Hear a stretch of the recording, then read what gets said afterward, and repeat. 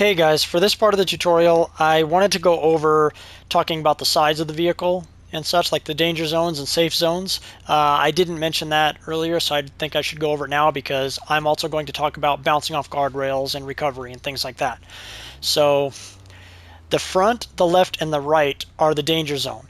So if you hit a wall, so if you go too fast and you hit an object or a wall directly in front of you or on the sides with enough speed, you will usually die. Okay.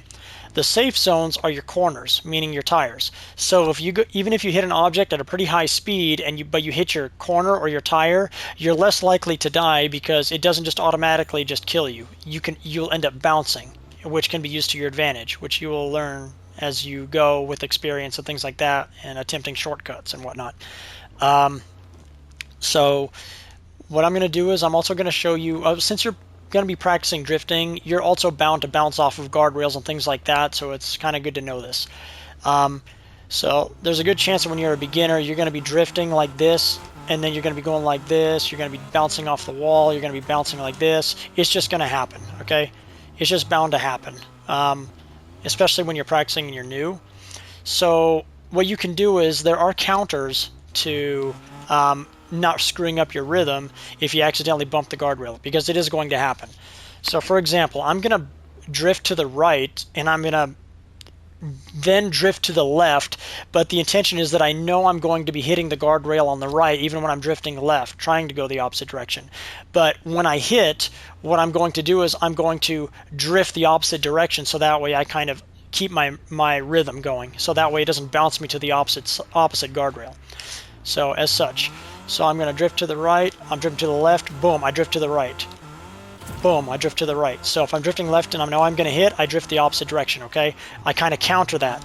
So if you're going to end up hitting the guardrail, and you know you are, you can just endure it, because even though you know you're going to bounce, you don't want to drift and stay the left direction if you're going to bounce off the right wall. The moment you hit, you want to drift to kind of counter. It's like a counter drift, I guess you could call it.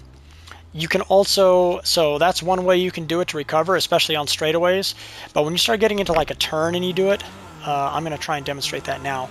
So if you end up drifting too early, you can just kind of endure it. See, I just bounced off just a little bit. If it's, you kind of have to gauge it based on experience and things like that over time, because there are times where just bouncing off like that and not trying to drift harder after, you will end up bouncing out too far. It just depends on your speed and scenario. So for example, let's see if I can do it.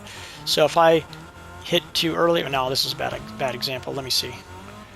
So let me try here.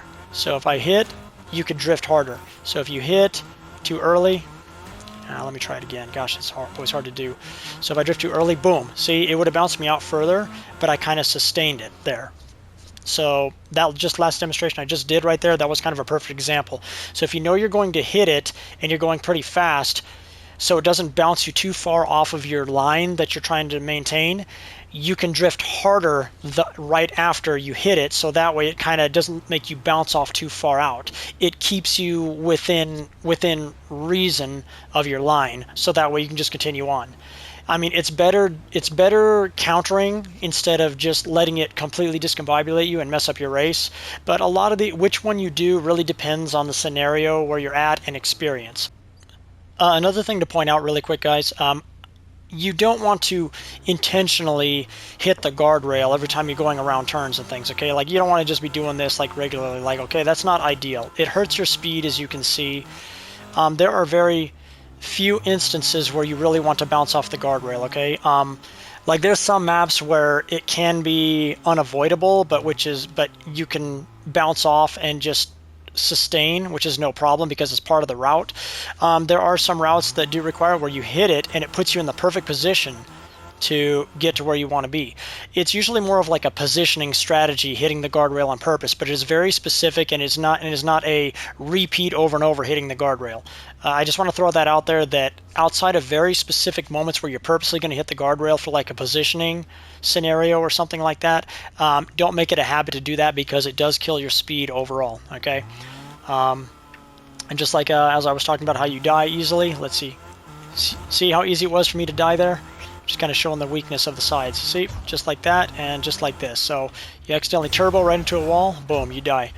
But see, watch this. Now watch. See, I'm turboing, and I didn't die as easy. So remember, once again, the sides are your enemy, the corners of your vehicle are your friend. All right?